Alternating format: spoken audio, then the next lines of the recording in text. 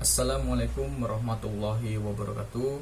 Perkenalkan, kami dari kelompok 3 akan membahas materi tentang kerajaan-kerajaan yang ada di Sumatera. Nah, kali ini saya Riki Dermawan akan membahas kerajaan Sriwijaya. Kerajaan Sriwijaya merupakan kerajaan terbesar nomor 2 di Nusantara setelah kerajaan Majapahit, dan juga merupakan kerajaan terbesar nomor 1 dengan sistem kemaritimannya.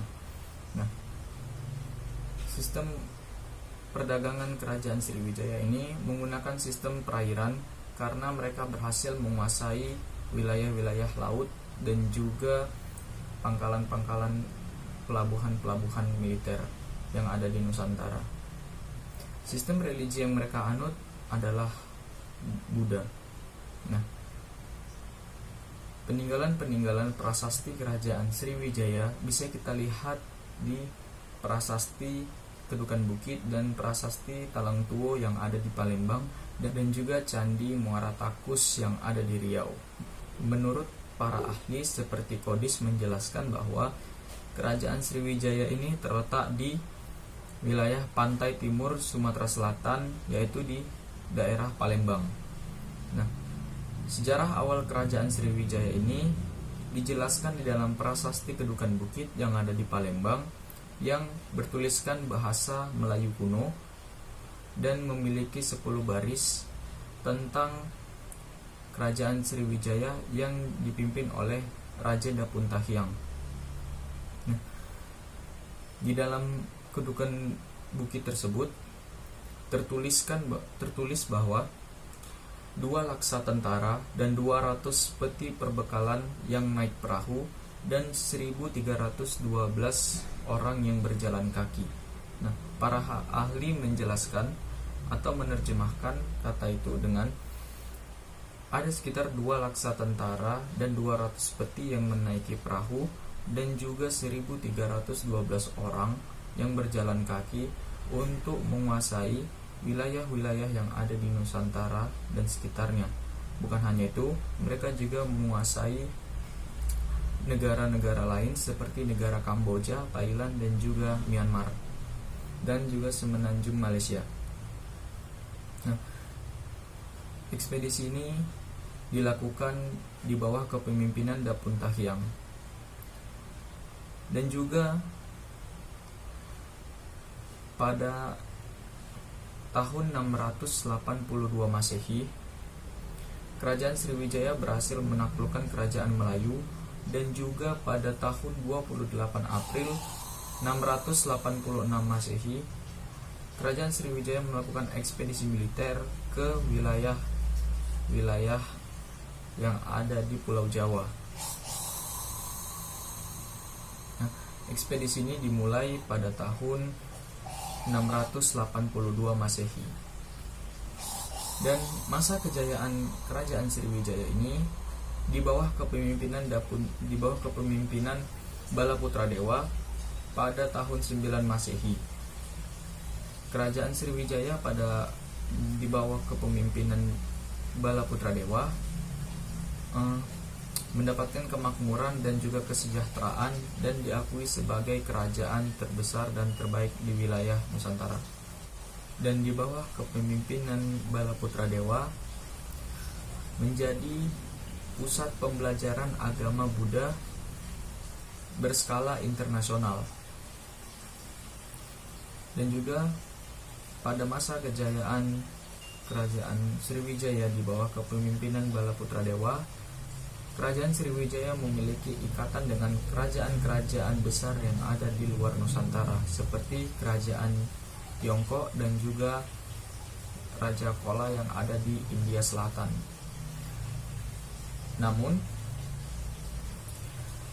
di bawah kepemimpinan Sri Sangramawijoyo merupakan akhir dari kejayaan Sriwijaya, karena pada tahun 1017 Masehi, tanpa sebab yang jelas, hubungan antara kerajaan Sriwijaya dengan kerajaan Chola di India sedang tidak baik-baik saja. Nah, Raja Chola melakukan serangannya kepada Sriwijaya tahun 1025 Masehi.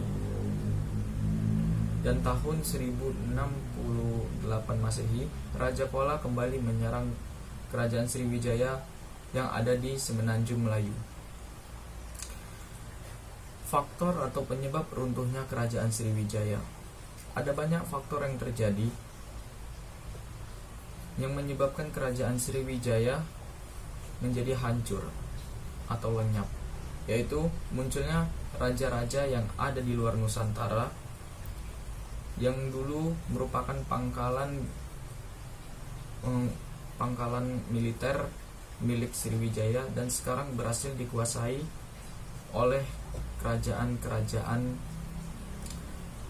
yang ada di sana. Contohnya seperti merdekanya kerajaan di Thailand, di Myanmar, dan juga di Semenanjung Malaysia yang menyebabkan penarikan tentara-tentara Sriwijaya.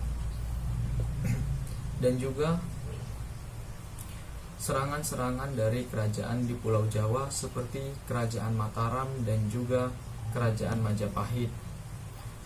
Dan pada permulaan abad ke-15 Masehi, muncul beberapa kerajaan-kerajaan Islam di bagian utara Pulau Sumatera dan Semenanjung Malaysia.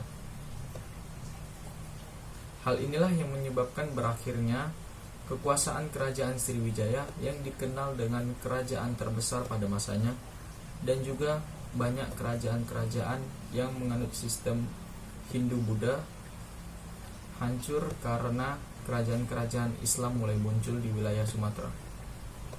Baik, terima kasih. Hanya itu yang bisa saya jelaskan mengenai kerajaan Sriwijaya.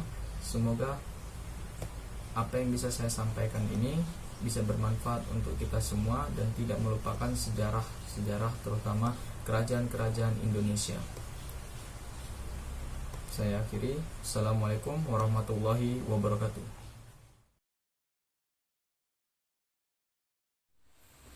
Baik, Assalamualaikum warahmatullahi wabarakatuh. Di sini saya akan memaparkan materi tentang Kerajaan Melayu. Mengenai letak Kerajaan Melayu sendiri, terdapat sedikit perbedaan menurut para ahli. Ada yang beranggapan bahwa Kerajaan Melayu ini terletak di Semenanjung Tanah Melayu, dan ada juga yang beranggapan bahwa Kerajaan Melayu ini terletak di daerah Jambi sekarang. Menurut Slamet Mulyana, berdasarkan keterangan Itsing, menyimpulkan bahwa pada abad ke-7, Kerajaan Melayu ini terletak di muara Sungai Batanghari atau di kota Jambi saat ini.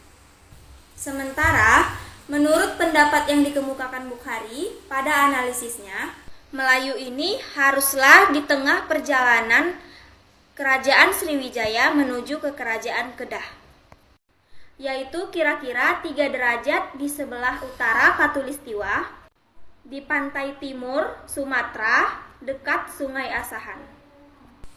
Baik, hanya itu yang dapat saya jelaskan. Materi selanjutnya akan dipaparkan oleh teman saya, Putri Winanda. Baik, terima kasih. Di sini saya akan melanjutkan materi yang sebelumnya dijelaskan oleh teman saya, Nur Fadila. Masa kejayaan Melayu mencapai puncak keemasannya pada masa pemerintah di bawah komando Raja Aditya Warman pada tahun 1347 sampai dengan 1375, di mana pada saat itu pusatnya berada di daerah Hulu Batanghari. Dan keruntuhan Kerajaan Melayu setelah mendapati masa kejayaan bersama Aditya Warman, selanjutnya kedudukannya mengalami naik turun sehingga mereka dipaksa untuk mundur dan meninggalkan wilayah kekuasaan kepada para sekutu. Yang menjadi faktor keruntuhan Melayu ini yaitu banyaknya kerajaan-kerajaan baru yang memiliki kepentingan dalam bidang perdagangan. Lalu yang kedua yaitu ekonomi.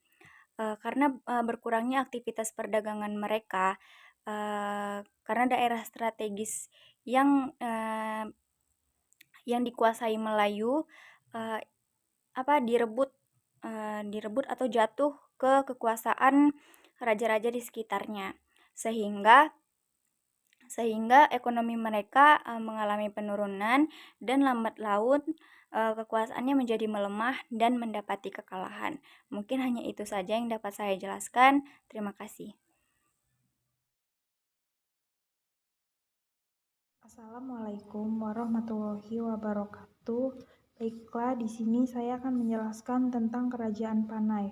Kerajaan Panai itu merupakan kerajaan yang berlatar belakang agama Buddha. Akan tetapi, hingga saat ini masih sangat sedikit sumber sejarah yang membicarakan kerajaan yang ada di Sumatera ini. Mengapa demikian? Hal ini dikarenakan tidak banyaknya informasi yang diketahui tentang kerajaan ini. Adapun sumber yang tertulis menyebut nama Kerajaan Panai adalah Prasasti Tanjru yang dikeluarkan oleh Raja Rajendra pada tahun 1030. Di dalam prasasti itu disebut tentang penyerangan Raja Rajendra terhadap Raja Sailendra dari Kerajaan Kadaram. Di dalam prasasti Tanjru itu juga terdapat nama-nama kerajaan yang berhasil ditaklukkan. Di antaranya ada Kerajaan Kadaram, Panai, Malayur, dan Kerajaan Lamuri. Di mana sih letak dari Kerajaan Panai itu? Hingga sampai saat ini belum diketahui di mana letak dari Kerajaan Panai itu. Banyak menjadi perdebatan para ahli. Ada yang mengatakan bahwa Kerajaan Panai terletak di pesisir timur Pulau Sumatera, di muara sungai atau dekat desa Labuhan Bilik. Tapi sangat disayangkan hingga saat ini masih menjadi misteri di mana letak dari Kerajaan Panai tersebut. Berita Cina disebutkan tentang adanya utusan dari Sumatera yang membawa upeti dari Raja Selitewa, yang diduga raja ini merupakan keturunan dari Sang Rama Wijayatungga. Namun kelihatannya penyerangan terhadap Kerajaan Sriwijaya tidak berarti telah meruntuhkan Kerajaan Sriwijaya secara keseluruhan. Menurut berita Cina, pada abad ke-5 terdapat sebuah kerajaan yaitu Poli yang mengirim upeti.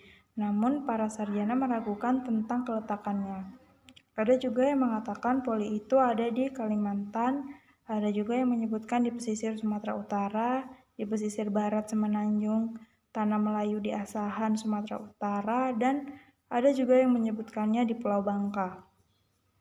Pada abad ke-10 diperkirakan Kerajaan Panai telah berkembang dan menjadi kerajaan yang penting di Sumatera. Oleh karena itu, Raja Rajendra I dari Kerajaan Kola melakukan penyerangan pada tahun 1025. Namun hal itu tidak berhasil menghancurkan Kerajaan Panai. Dari serangan tersebut justru malah membuat Kerajaan Panai semakin berkembang dan berhasil membangun berbagai karya monumental seperti kompleks percandian di Padang Lawas. Tulisan-tulisan singkat yang dipahatkan pada lembaran emas lebih mengenai mantra-mantra ajaran tantris yang berkembang pada saat itu. Dapat dikemukakan bahwa Raja Kartanegara dari Singasari, Adityawarman dari Sumatera Barat, dan Kubilai Khan dari Mongol adalah penganut setia dari ajaran itu. Dan satu-satunya sumber dari dalam negeri yang menyebut Kerajaan Panai adalah Nagara Kartagama, sebuah naskah sastra yang ditulis pada masa pemerintahan Hayam Wuruk dari Kerajaan Majapahit. Mungkin itu saja yang bisa saya jelaskan. Terima kasih. Wassalamualaikum warahmatullahi wabarakatuh.